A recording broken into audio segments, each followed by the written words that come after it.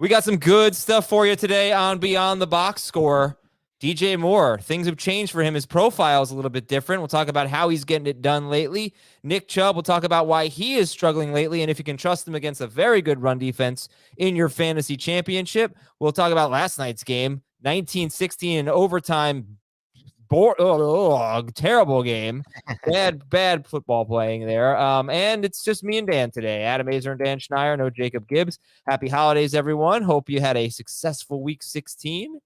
Dan, what's up? How we doing? What's going on? Doing good, Adam. It was Christmas yesterday. Had a good time spending it with family, even though I don't celebrate the holiday. It's still a good time to get together. Happy I got to see Die Hard, a true Christmas movie last week. On to my next movie. You can let me know which one that should be. Matchstick Men. I think you're gonna finish Matchstick Men. Okay, I gotta finish Matchstick Men. Or if you want to stay in action, have you ever seen Taken? I've seen Taken, yeah. Okay. I actually would prefer to not stay in action. I don't really like action movies. It's a big reason I haven't seen a lot of these movies. I did enjoy Die Hard, but in general, I'm not an action movie person. I want plot, I want mystery, I want some stuff like that, good writing. All right, so Matchstick Men. Okay, Matchstick Men it is. But I will say this. I did see the new Knives Out on Netflix. Did you see the first one? Oh, I love the first one. Loved the first one. This one was the glass something. Not as good, unfortunately. They didn't recapture the magic. And I loved the first one. This one felt a little too forced. At the end, it felt completely unbelievable with how it played out. I don't want to give away too much, but huge cast. Edward Norton, they got like stars on this one, and I just didn't think it delivered. I just don't think you should say anything about the ending. You shouldn't have even said that. What did I say? It was too unbelievable the way. But I just that just bothers me. I don't like when people do that. Why? Even a vague hint. It was vague. It shouldn't have been anything. All right. All right. Our four big topics. Unbelievable. Our four big topics. I can't even go 2 minutes without pissing off Adam. Our four big topics are Justin Fields versus Gardner Minshew in week 17. I don't even know if it's going to be Gardner Minshew playing quarterback, but we'll talk about at least Justin Fields. Nick Chubb and how he has struggled recently. Tight ends we're starting over Mark Andrews. Specifically, are we starting Tyler Higbee against Mark Andrews? I'll tell you right now, Tyler Higbee has an ADOT this year of 3.3 yards, which is one of the lowest for any receiver or tight end. I mean, he's in running back territory. And DJ Moore. So those are our big topics, plus some stats, advanced stats, some film review. And Tampa Bay 19, Arizona 16. The Buccaneers do get the win. I think they're in if they beat the Panthers this week. I think they might lose to the Panthers. They seem like they're worse every week. But anyway, what were your fantasy takeaways from this one? Not much to be had from a fantasy standpoint here, but there is definitely something to discuss, and it's the Bucs backfield. We saw a further, push forward here of more Leonard Fournette, a lot less Rachaad White. And to be honest, if Rachaad White doesn't catch that touchdown at the very end, it's a really bad fantasy day for him. So I've lost a lot of faith in Rachaad White. Moving forward, I only really want to play Leonard Fournette out of that backfield for this final week 17 finals matchup. So that was my main takeaway. My other takeaway was, man, this Bucs offense at this point, like they're the time. It's crazy to me how you see like timing issues between like Brady and Evans. These guys have been playing together forever. They're running pretty much the same system they ran under Arians. It's not the same play caller, but there's just issues where you just see like the ball being thrown to spots where the receivers aren't, or specifically Evans. So I don't know what that is. I think maybe it's that Brady is feeling rushed in the pocket because his pass production isn't what it was. And I know that offensive line has been injured. It's only getting worse. Tristan Wirfs is not himself. He looked the worst I've ever seen him. He's one of the best tackles in the NFL, and he doesn't look like he's playing through an injury. It's not. I'm betting out of desperation for them. So I don't love that offense. And on the other side of it, I mean, what can we take away from a Cardinals offense with Trace McSorley? It's just McSorley can't really do much as a quarterback. It was interesting to watch. Like, that's the level of quarterback. When it gets to that level of quarterback play where you can't even really have, like, how many balls did McSorley throw, like, into the ground on short, like, 7 to 10 yard curl type, stick routes? So, you can't really run an offense when you have that. So DeAndre Hopkins, downgrade him. I know Marquise Brown had a big catch, but I can't trust him. Can't really trust anyone in that offense with McSorley at quarterback. So, yeah, there were a few things that happened there that were interesting from the Cardinals' perspective. So you had Marquise Brown, who was playing more out wide this game, and that put and I didn't realize that until Heath pointed it out. By the way, I want to give him credit for that on CBS Sports HQ this afternoon. I didn't get a chance to check on the slot rates and whatnot. But Marquise Brown was playing in the slot the last couple of games, last 3 games since he returned from injury. Not exclusively, but mostly. And then this game, he flipped it. It was mostly out wide. So that put Greg Dortch in the slot, and he had 10 catches for 98 yards on 11 targets. So that was really interesting. I guess it makes Dortch interesting for next week. I'm certainly hoping that Colt McCoy comes back next week because I want to start DeAndre Hopkins. He had 1 catch on 10 targets, 1 catch for 4 yards. I watched all the targets this morning, and most of them were not catchable. So, yeah, McSorley is obviously a huge downgrade. James Conner just keeps on ticking, so you're going to continue to start him. They're at Atlanta next week, but I would love to see McCoy in there. I think Dortch is really the interesting one here. Do you buy into it? I'm not sure. I can't. I don't know where Marquise Brown's going to play. Is it going to be outside or inside? Right. I assume he's going to be back outside if they use him there this week, but I can't say for sure. Yeah, Dortch is actually the only other one outside of Connor that I would consider if I'm in desperation mode, but I can't trust that week to week either. Right, because, I mean, this is a guy who was barely playing before, and Marquise Brown was also limited in this game. So if he were healthy, he only played 66% of the snaps. If he were healthy, would he have played a lot more in the slot? Would have maybe limited Dortch. On the other side of it, you could talk about all the statistics you want. The most important thing is we see it with our own eyes. Tom Brady is just not playing well, missing a ton of throws, as Dan said. Evans had some opportunities. Julio Jones was open in the end zone, and Brady missed them. Julio Jones also had a touchdown called back on an illegal shift or formation or something. So they are what they are. It's you start Fournette and you start Chris Godwin, and that's more or less it. And should be actually a really interesting game against Carolina next week. But once again, hats off to the Cardinals for taking away the number one. If Mike Evans is the number 1 receiver, for taking him away, it's an oddly tough matchup. Yeah. Anything else? No, I think you covered all the bases there on a really ugly football game. Unfortunately, that we had to watch on Sunday Night Football. I mean, it wasn't pretty yesterday. And I feel like besides that Packers Dolphins game, there wasn't too much great football. Certainly not the middle game. And Nathaniel Hackett has been fired, by the way. Yes, he has. You should sign up for Sportsline. All right, we got to make some. So we got to play some DFS. We got to make some bets during the playoffs, and now NBC player props, NBA, not NBC, NBA. Yeah, player props. NHL. College basketball, great time. College football, bowl games, playoffs coming up. So check out Sportsline, $9.99 a month. I think your first month is like $1 or something like that on Sportsline. So check it out. It's an awesome subscription service. It's very, very affordable, and it'll pay for itself. Your news and notes. So Justin Fields has a foot injury. Someone stepped on his foot. Hopefully it's not that big of a deal. I wish I knew when that happened. I couldn't pinpoint it either in the game. Because, he rushed for 11 yards. Yep. And you're wondering, I have a quote about, how the Bills defended him, but you're wondering how much the foot hurt him, and it altered that. But he also said his non-throwing shoulder, which was the reason why he missed the game earlier this year, was bothering him during the game. So nothing to play for. Fields is banged up. We'll see how they approach this week at the Lions. Carson Wentz is in the mix. We haven't had an announcement yet, but he could play. And do you think there's a difference for Dotson and McLaurin if it's Wentz or Heineke? I do think there's a difference. I think with Heineke, we saw a clear favoritism toward McLaurin that we didn't see prior with Carson Wentz, and I think it was obvious. So I think if Wentz does make the return to the lineup, we're going to see more usage for guys like Curtis Samuel, potentially Jahan Dotson. But I think the biggest difference is McLaurin to Samuel. Okay, Mike White has been cleared to play. So he will be, if you need a quarterback this week, he will be a pretty good option, I think, on waivers at Seattle. In fact, you could argue that you should start him ahead of Geno Smith. I would, yeah. Yeah. Denver fired Nathaniel Hackett. They're at Kansas City this week. Any fantasy impact? Yeah, you always think, is there the boost the first week? But I don't think we're going to get that here. I mean, watching that Denver Broncos offense, and this was, remember, a Rams defense that's beat up with injuries and didn't have Aaron Donald. And let's be honest, they're not playing for much this season. And they absolutely dominated the Broncos there. There were misreads by Russell Wilson.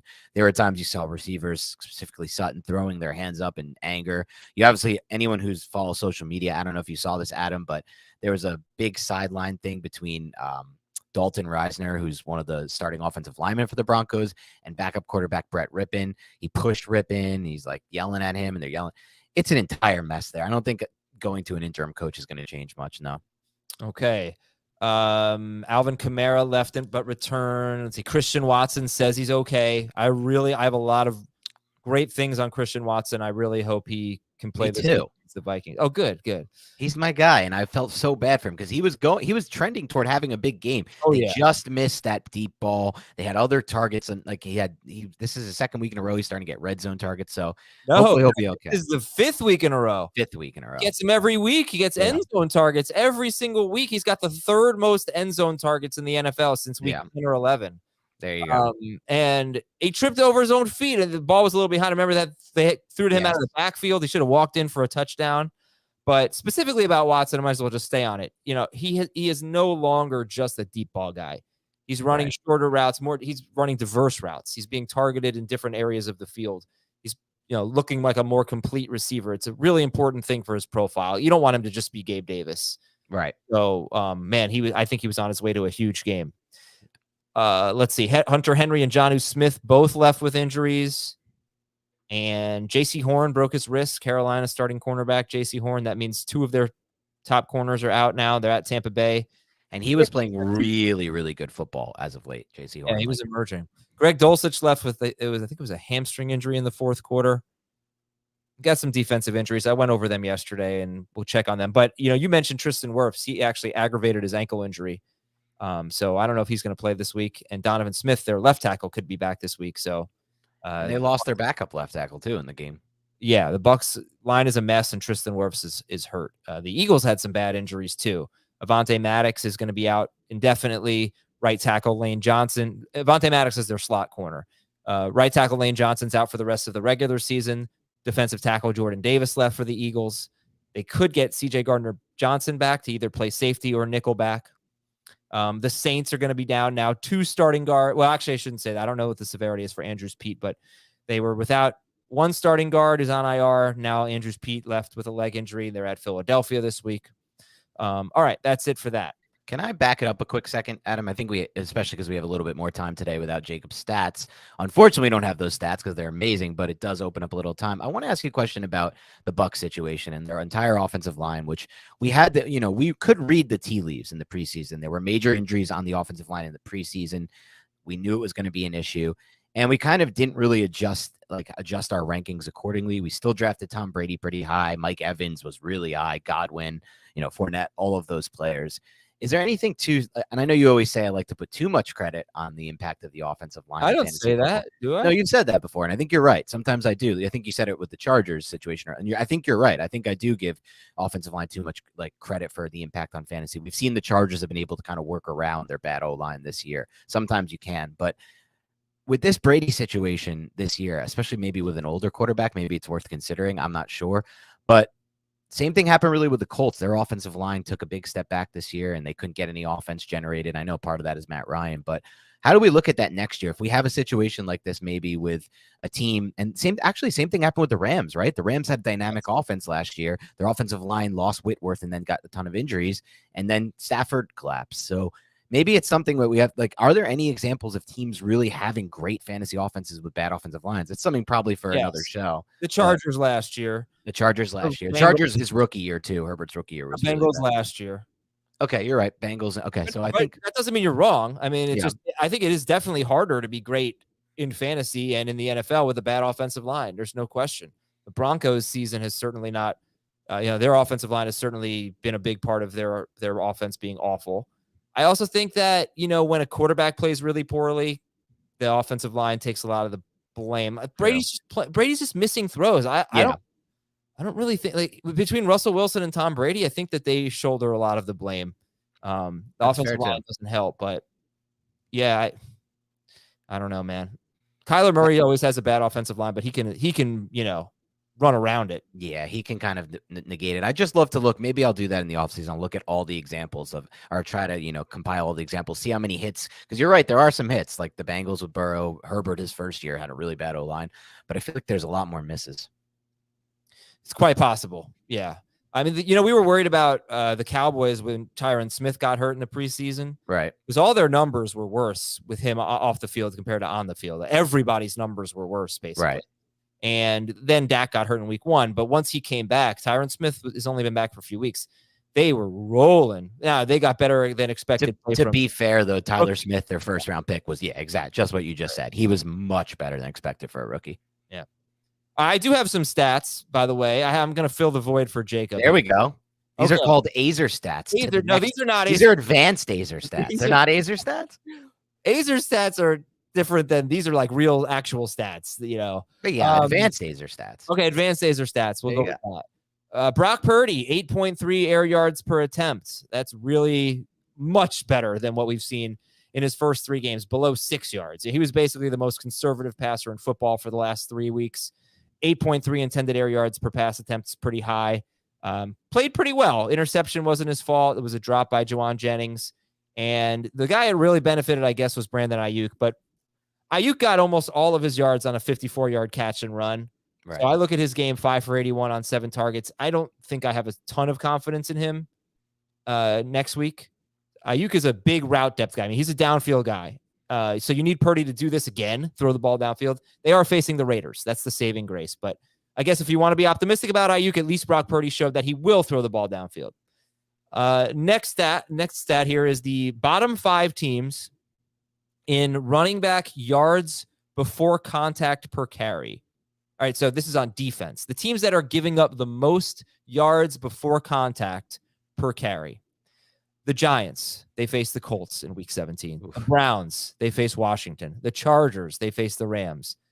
Those aren't surprising. The Bears face the Lions, and the Falcons get the Cardinals. And I think you look at the Lions, can we trust a running back there? Because the Bears have been as bad against the run. Right. I mean, that's a really big stat, especially when you're talking about against the Lions, because that's something they've excelled at all year is yards before contact. Right. Their running backs. That's a great matchup for the Lions run game. I wonder, Dan, how much you're going to trust them in week 17 against the Bears.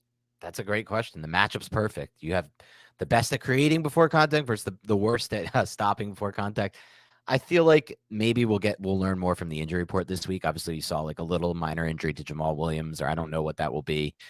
Swift, I still don't feel like is perfectly healthy, but maybe that's something we need to kind of wait a little later until the week, Adam, and see, because you want to play some players in that backfield. They're going to move the ball. Look at what James Cook and Singletary were able to do on limited touches, really. Raheem Mostert played 2 snaps in the fourth quarter, and both plays ended with interceptions. Yep, and he had the fumble earlier. I had forgotten about that. And McDaniel has shown like a big, remember earlier this season, he also had a big fumble and then he didn't play again for a long time. McDaniel has a little bit of Belichick in him where if you fumble, you're done for a little while. I just thought it was funny. I mean, he's like a bad luck charm. He plays 2 snaps and Tua throws an interception on both of them. One of them was actually intended for Mostert and he didn't turn around. I don't know if that was his fault or not. Oh man, those Tua picks were very ugly looking. Jerry Jeudy played 86% of his snaps out wide with Cortland Sutton back.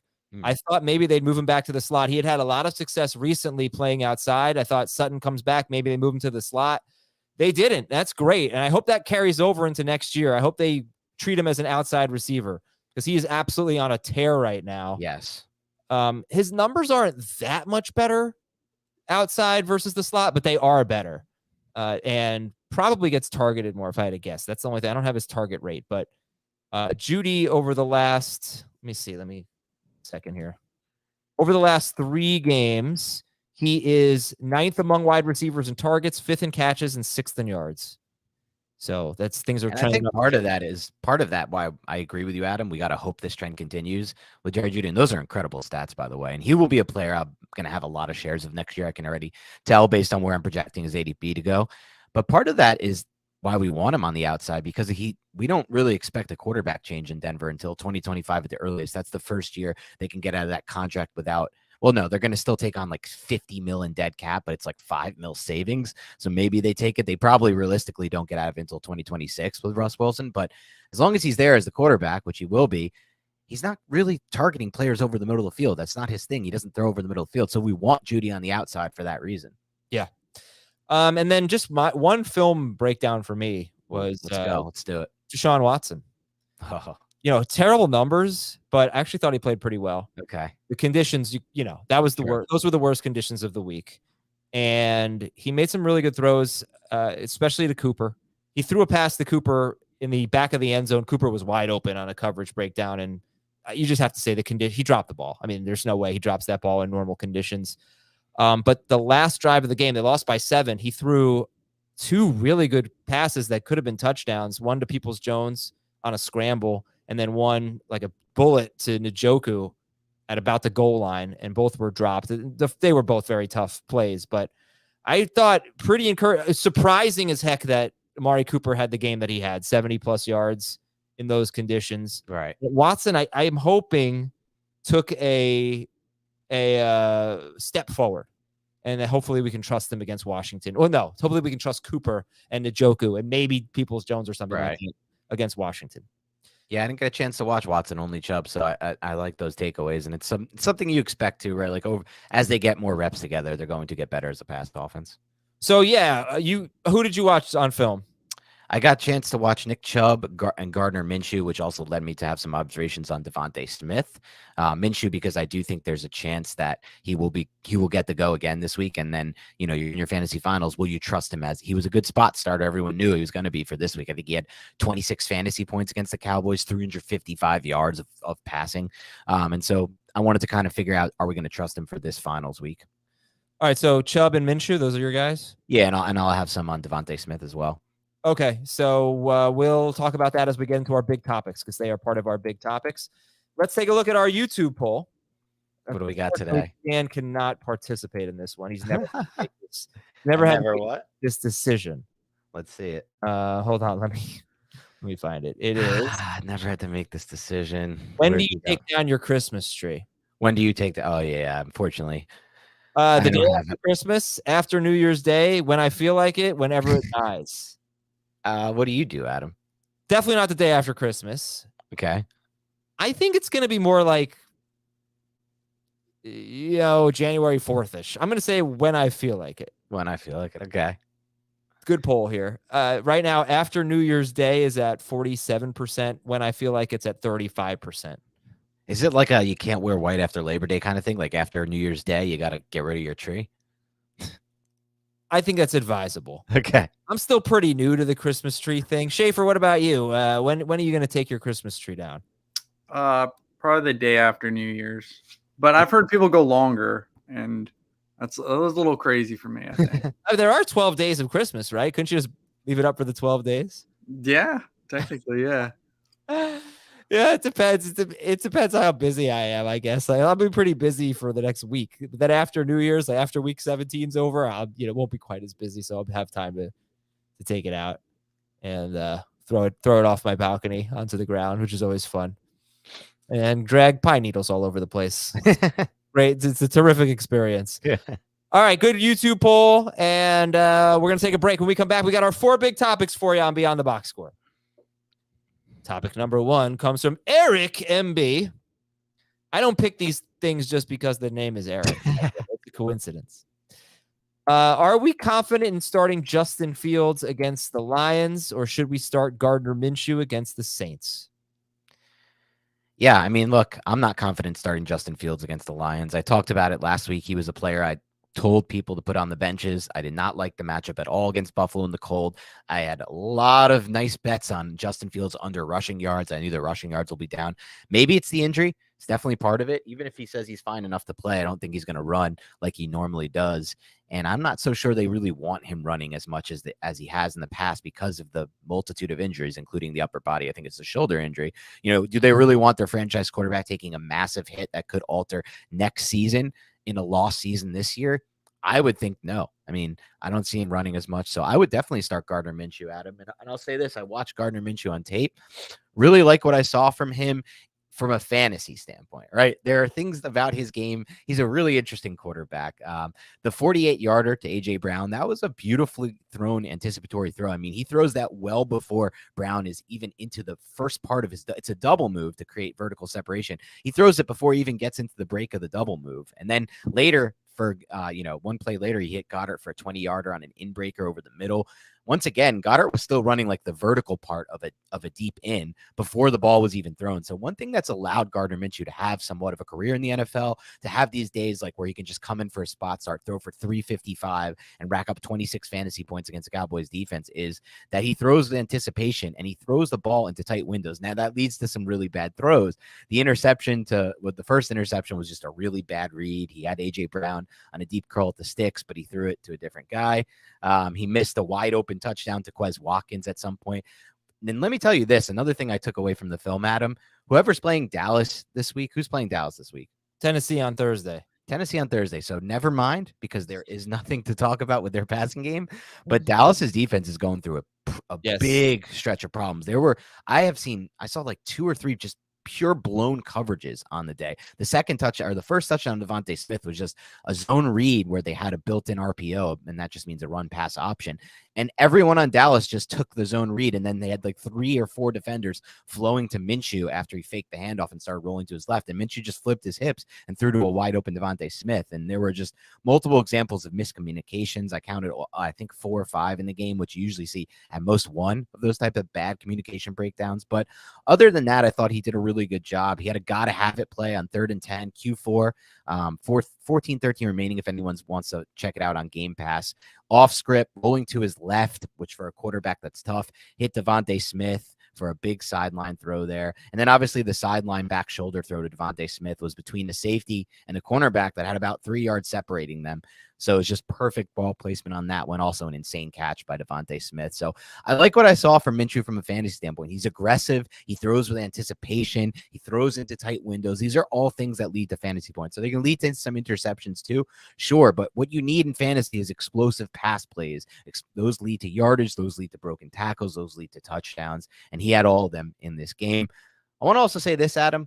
So I'm planting my flag there. I'd start Gardner Minshew over Fields to answer the first big topic. But I want to say this. Devontae Smith, put him on all my dynasty lists. I'm looking to trade from this season in all my dynasty leagues. I'll be targeting him in all the fantasy leagues. He's a phenomenal player, man. He creates so much separation as a route runner, but then he can do things like he did on the play I just talked about, where it's that back shoulder fade by the sideline, and he just high points the ball perfectly, toe taps both feet and gets it in there. Also had some big catches over the middle on in breakers where he's taking huge hits. So I really think Devontae Smith is a star in the making.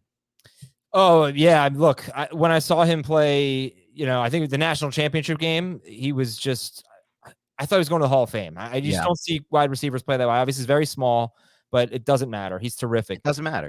So from a fantasy standpoint, I will start Justin Fields over Gardner Minshew. Okay. And I'm just going to keep it really simple. Justin Fields is playing the Lions. Sam Darnold just scored 23 points against them. Zach Wilson just scored 22 points against them. They are the worst of the worst. I mean, them and the Vikings, I think, are just the 2 matchups that I just love. And the Lions are even worse than Minnesota. They give up the most fantasy points to quarterbacks. If Justin Fields is limited with the injury, it would change things. He needs to be able to run a little bit. The Bills said after the game, Ed Oliver, Bills defensive lineman, said he runs around a lot, but we caught him a couple of times in the pocket when he was just sitting there holding the ball, and that's what you got to do to him. You can't let him get out, collapse on the outside, just keep him in the pocket. If you try to chase him down, he's liable to do anything, but if you can keep him in the pocket and kind of contain him, you can get him down.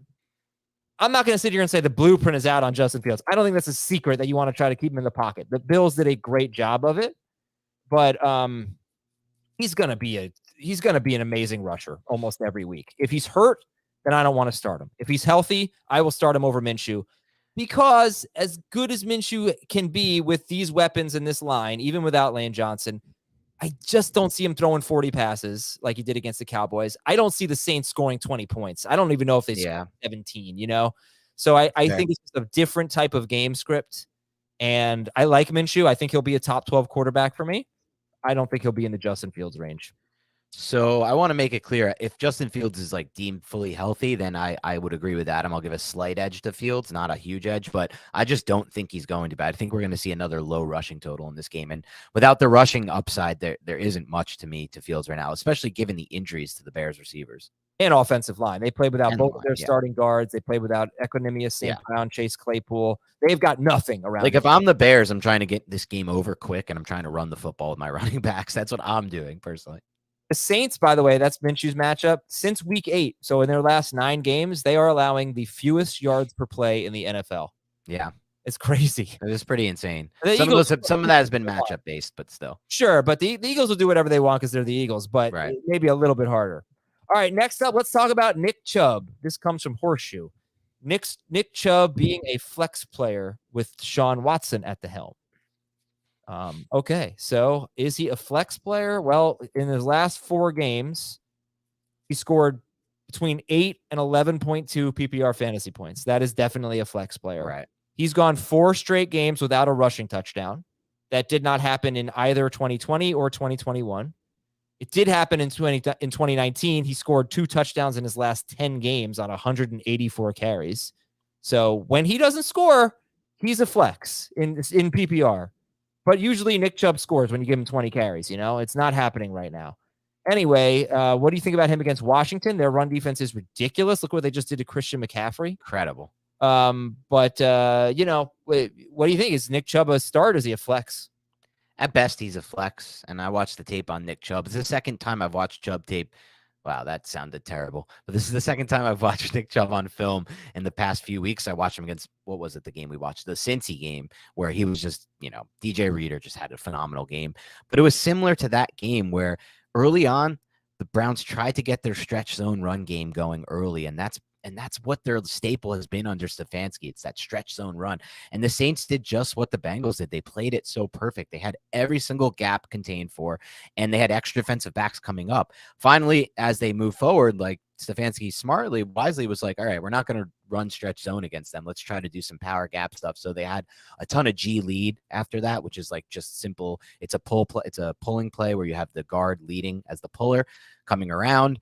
And they had a little bit of success there, but there's one play on film if you want to follow along on Game Pass. It was 12:51 in the second quarter where Chubb just missed a massive cutback lane. And on the play, both the safeties had come up on the edges. So if he sees the cutback lane and it was wide, he's literally getting vertical and housing it for a 72-yard touchdown. And the entire, fantasy performance looks completely different with that 13.2 points. But did you think, because when I was watching the Watson film, I just felt like everyone was moving in slow motion.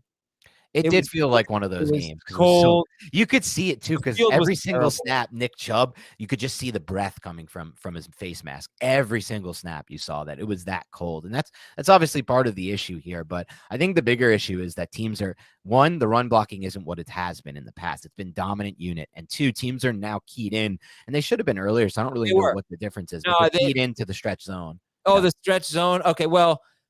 Okay, his first 9 games, he was great. 5.7 yards per carry, one of the best running backs in fantasy. Nick Chubb saw 8-man fronts on 34% of his carries. The last 6 games, he's been struggling. 3.8 yards per carry, barely ever reaching 12 fantasy points. Only 24% of his carries, 8-man fronts. So that has not been the issue. I think you might be onto something with the run blocking here, because the yards before contact are basically cut in half. Okay. 1.8 yards before contact per rush in his first 9 games. It's 0.96 in his last 9 games. So that means the percentage of carries for 0 or negative yards have basically doubled. 14% in his first 9 games, 24% in his last 6 games. That's percentage of carries for 0. No, I'm sorry, 28%. So yeah, it has doubled in his last 6 games. Percentage of carries for 0 or negative yards. It's just, you know what though? Here's the problem, Dan. I gave the same stats about Derrick Henry, right, and Saquon Barkley, and they both got going. Now Barkley at least is catching a bunch of passes, running the ball better over the last couple weeks, mostly the last drive against Washington and very good against Minnesota. But Henry looked awful, and the last 3 weeks I think he's been, a stud. So I still believe in Nick Chubb. It's not like he's old, right? I just think he's going to snap out of it. I hope it's not. I hope it's not another bad performance. But I'm thinking he's a starter. I'm more optimistic than you are, because as long as they're competitive, which they will be in this game, I think it's going to be a very close game. He's going to get 20 carries. And the if he gets touches are still going to definitely be there. You're right about that. But the problem is in these PPR leagues, as we've seen, like the box scores look pretty identical over this stretch where he has what you said, like between 9 and 11 points. It's 20 to 22 carries, 20 to 25 carries, 90 something yards, something like that, right? 95 yards, no involvement in the pass game, and not a lot of red zone and carries. no score. That's the thing. Yeah. If you give me 20 carries from Nick Chubb, But are you sure that they're going to really move the ball better in this? That's the big problem. That's why I brought up the Watson thing. Yeah, because I did think he played better.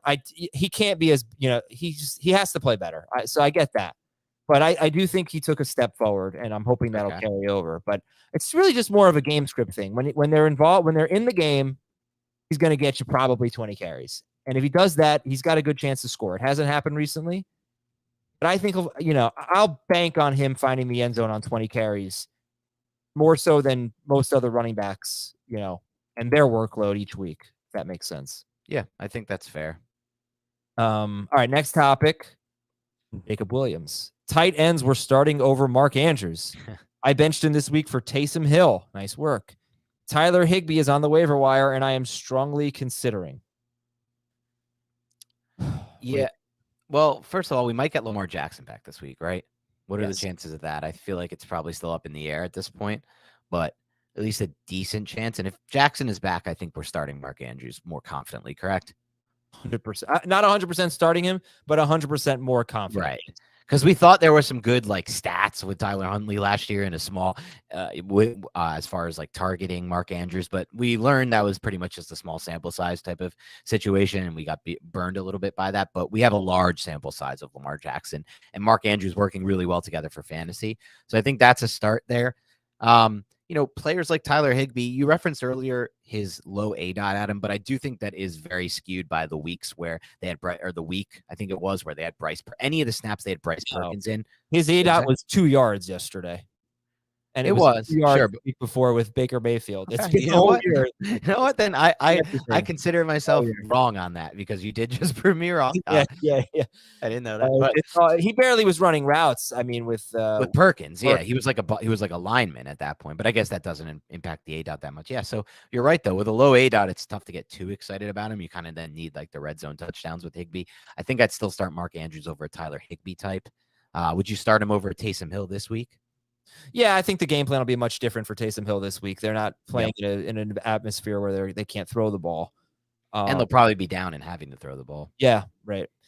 Yeah, look, I mean, I think when you look at a low ADOT like that, it's oftentimes good for PPR. It's going to have a very high catch rate, give you a bit of a floor. But he had 5 targets 2 weeks ago. He had 11 in this game. I just, if he gets 6-7 targets, it gets you 4 catches for 30-something yards. It's not that exciting. I don't want people to get too excited about Tyler Higbee. You really don't see ADOTs like this. This is unbelievable. He's one of the shortest route runners in the NFL that's not a running back. So there's a very limited upside to that, in my opinion. You're just never going to get a big play out of him, basicking. Yeah, that's all fair. That's how I feel about it. But who would you start over Andrews? I think, Kelsey, Kittle. Yep. Hawkinson probably. Evan Ingram. And then I don't think there are any certainties after that. I agree with Ingram, too. That's crazy that we've gotten this far on Evan Ingram, but it's the involvement has been amazing the last 3 weeks. Yeah. Okay, let's go to our last one. It's from Box Wine Dad. You ever have box wine? Of course I've had box wine. When I studied abroad in Australia, a little fun fact, this was the 2011 range. All we drank was box wine. Do you want to know why, Adam? Why? Literally all we drank. It was the most disgusting thing ever. And then one time we treated ourselves and we got to duty free. The reason why, for those who don't know, and I don't know if this is still true, but in Australia, part of what they do to keep that, you walk outside, oh my God, is the air crisp. They tax the hell out of all things that are basically bad for you. Cigarettes, insanely taxed. McDonald's, fast food, by the way, insanely taxed. So it actually pays to not eat fast food there because it's crappy food anyway, and it's not cheap. You don't even get the value out of it. So they tax it. And then one thing they also tax, though, by the way, is their alcohol. For a 30 rack of beer, it was like $50 for a 30 pack of beer. So as a college kid with no money studying abroad, The only thing we could afford was the only thing that was cheap from an alcohol standpoint. They're boxed wine. They're like Franzia type crap, the slap the bag box wine, everything you remember from your college days. So Not I me. took copious amounts. Well, not you. I know you never drank, but copious amounts of, and where were you when I was in college? I could have used you as a DD, but I had copious amounts of boxed wine in Australia, except for the one time we went on a flight and then we got to duty free and you could buy like Jack Daniels for like a decent price. But man, it was intense. So I have had a lot of boxed wine. Okay. I didn't know that you studied in Australia. Yeah. Amazing out there. Loved it. You strike me as the kind of guy who would have spent a semester in Australia and then come back and just like told everybody all these things about Australia, like acting like the Australia expert. That's so me. And you're like an Australian person thinks about Australia. Not that far, but yes, everything else was accurate. I'm just so shocked. We've never heard anything about this. It is surprising. Okay, DJ Moore is the box wine dad says, does DJ Moore like it better when he screws me over when in my starting lineup or when he's on my bench? I love it. Well, I don't think he should have been on your bench for last week, by the way. I think at this point with Sam Darnold, he should be locked into your starting lineup here. He's had some great stats about it, but let's take a look at it and I'll get it. So DJ Moore with Sam Darnold this season. Yeah, what's up, is the type of guy to yell at a Starbucks barista in Australia. I would never do that. You guys have me wrong on that take. I'm not yelling at people in public. Let's take this. Let's stop this down a little notch. I'll take this down a little notch. But some of what Adam said is true. But let's see. Sam Darnold has made 4 starts this season, and DJ Moore ranks as the wide receiver 19, 14.8 PPR points per game in those 4 starts. That's startable. That's what you want in your lineup, especially at this stage of the season. Oh man, I'm sorry. All right, go ahead. Continue. I have a lot to say. And those numbers go even deeper when you just take out all the Mayfield starts. Really, it was just Baker Mayfield holding back DJ Moore. Look, I'm not here to say, oh my God, DJ Moore is now back to what we expected in the preseason, but 25% of Darnold's throws have gone to DJ Moore this season. That's one of 4. That's a lot. That's a crazy target rate. So I don't know. And we also have a Tampa defense that's allowed, 6 different receivers. These are all stats courtesy of Heath. If you want to check out his column, it's called Believe It or Not. It comes out every Monday. Really good stuff. This week's had a lot of forward-looking stuff with Cam Akers and Tua Tagovailoa for next season. Tagovailoa for next season. Mm-hmm. So you can take a look at that. But Tampa has allowed 6 different receivers to score at least 13 fantasy points, PPR points in their last 3 games. So he's thinking, Tampa defense trending down from a pass defense standpoint. Yes. More trending up. That's targets are there.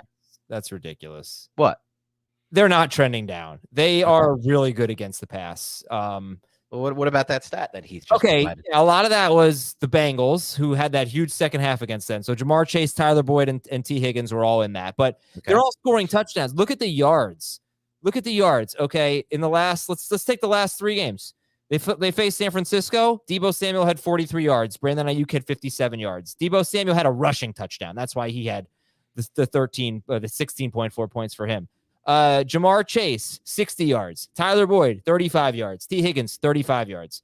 DeAndre Hopkins, 4 yards. Marquise Brown, 57. Greg Dortch, big game, 10 catches for 98 yards. They are giving up a lot of touchdowns. They have a good pass defense. They have a good defense. Yeah. So do the Broncos, and DJ Moore went for 100 yards and a touchdown on them. The Seahawks are the 3rd best against wide receivers. DJ Moore had, I think, 6 yards in that game. He is unpredictable. The matchup doesn't necessarily matter to me, but this is what I noticed about DJ Moore in his last 4 games as Sam Darnold's been starting. 3 of them have been really good. One of them was dreadful. His ADOT and his route depth have changed. He is a downfield guy. He's averaging 18.5 yards per catch. That is 4th best in the NFL since week 12. 11.8 yards per target. His career yards per target is 8.4 yards per target. In the last 4 games, it's 11.8. He's 2nd among all wide receivers in that stretch with a minimum of 10 targets in fantasy points per target, behind Rashid Shaheed. So this is a guy who's 6th in route depth, 2nd in ADOT among wide receivers with 10 or more targets since week 12. In weeks 1 through 11, he was basically 40th in ADOT and route depth amongst wide receivers with 25 or more targets. So the profile has changed. He has not had more than 7 targets in a game in about 2 months. So that is why I hesitate to call him a must start. Okay. Anybody who seems to be capped at 7 targets is not a must start. He is now Gabe Davis, but he's making the catches. I went back. I watched all of his targets from the last 2 games. He is playing really well. He's making terrific catches. He's getting open. He's good. He's a good player. And I am starting him. But I don't want to make this case that he's a layup because he needs more targets. So the question is, the reason why I love him against the Lions, Dan, is because I thought Sam Darnold was going to have to throw a lot. Nobody can run on the Lions. And then they go ahead and they, Chubbard and Foreman get both career highs on the same day. And Darnold throws like 22 passes. So what's going to happen against the Bucs? Well, let's see if Vita Vea plays, but I think the Panthers are going to be able to run the ball a little bit here. I don't think you're going to get a ton of volume from Darnold. And you might, you got to at least acknowledge the possibility that DJ Moore is, for all the people who didn't like Gabe Davis, who didn't like Christian Watson because of the ADOT, because of the lack of targets, that's what DJ Moore has been in the last 4 games. And I am sorry, I am warming up because I'm going to have this argument with Heath later in the week. But this is what he has become, and it is an interesting transition. He's just making a lot of catches on these downfield throws. So he's just been more efficient is basically what it comes down to. Yes. And he's been a different player at so many different points in his career. Oh, yeah. So he can easily go back to being a short yardage or intermediate yardage guy or target guy. He can win all 3 levels. Right. But right now they're using him downfield and he's making a lot of catches. Fair enough. I like that. That was a great Aizer take and monologue right there. You got to try to recreate it for when Heath comes on because Heath's going to give you more pushback than I will. Absolutely. Now, the thing about the Bucs defense, you want to look at fantasy points allowed, sure. But I like to look at yards, and they're doing a tremendous job in that regard. But I think he's a top 24 guy. He's definitely not a top 12 guy. Not gonna be a top 15 guy for me. I'd actually rather start Christian Watson than DJ Moore because Watson's got the Vikings, assuming Watson plays. But at least DJ Moore won't have to worry about any cold weather there in Tampa Bay this week. Right. I don't know. I stepped on your toes a little bit there, mate. You want to say anything? Mate, like Australia. No, I think you nailed it here. I didn't have too strong of conviction. I was kind of playing the messenger role for Heath, but look, lay off, man. You got to keep that you got to keep that kind of energy for Heath because he's coming at you hard. Yeah, I'm ready for it. But it's gonna make the case that I'm sitting DJ Moore and I'm just not. I just want to I just want to challenge Heath's thought process and make him a little angry. He'll get angry. He'll be fine. Oh yeah, that's the best part. So a couple people in the chat on YouTube have brought up the prospect of teams resting players. Mm-hmm. I don't think it's happening this week. Someone said the Jaguars could rest players. Jaguars. That's the thing. The Jaguars, I almost think the Titans are more likely to rest players than the Jaguars. These may not be fantasy players, but relevant players. But both those teams are playing for nothing this week. It's literally all going to come down to their final Week 18 matchup. So I wouldn't be shocked if either of those teams rested their starters. Would you? So if they split the season series, the Titans are going to get in? I don't know the ins and outs of it. I just know that literally this game does not matter for either of those 2 teams, and it all comes down to that last game. The Jaguars could go 9-8. Right. That does put them in the mix for the wild card if they don't. Oh, wild card? 8-8. Let's say they lose the division. Let's say the Titans or either of these teams. Both these teams are 7-8. No, but then they would lose another game to go to 8-9. So they go to they're not going to get in at 8-9. Yes, 8-9. Yeah, you're probably not going to get in at 8-9. So they really aren't playing for much. I don't know if that's going to change anything. I don't think the Jaguars are resting players. If there's anyone injured though that they might be able to go or might not be able to go, they'll probably hold them back for the the playoff game against the Titans or the Jaguars, vice versa, that next week. Why wouldn't you, right? If somebody's on the edge, on the fence, you give them an extra week to rest for the game that matters. No. I can see that. Okay, let me read this article here. How the Jaguars can make the playoffs.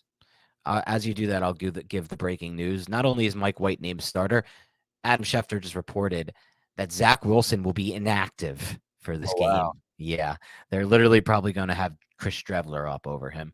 That is not pretty for Zach Wilson.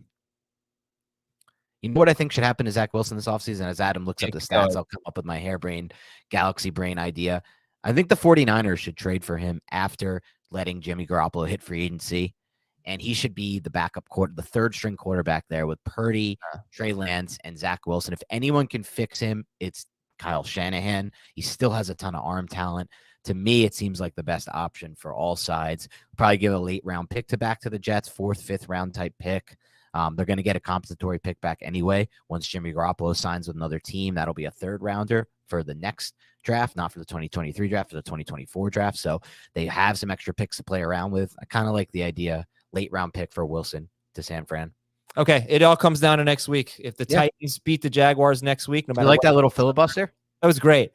They have a better divisional record, so if they go 1-1 against the Jaguars, they win the division. Right. So Jaguars Titans for the division in Week 18. That's pretty awesome. Yeah. Thanks for watching and listening, everybody. We appreciate it. Get that Christmas tree out of there. All right. Well, you have a few more days. You have until New Year's, I guess. Thanks again, and we'll talk to you tomorrow with the waiver wire. Mike White will be discussed. We'll break it down for you then. See ya.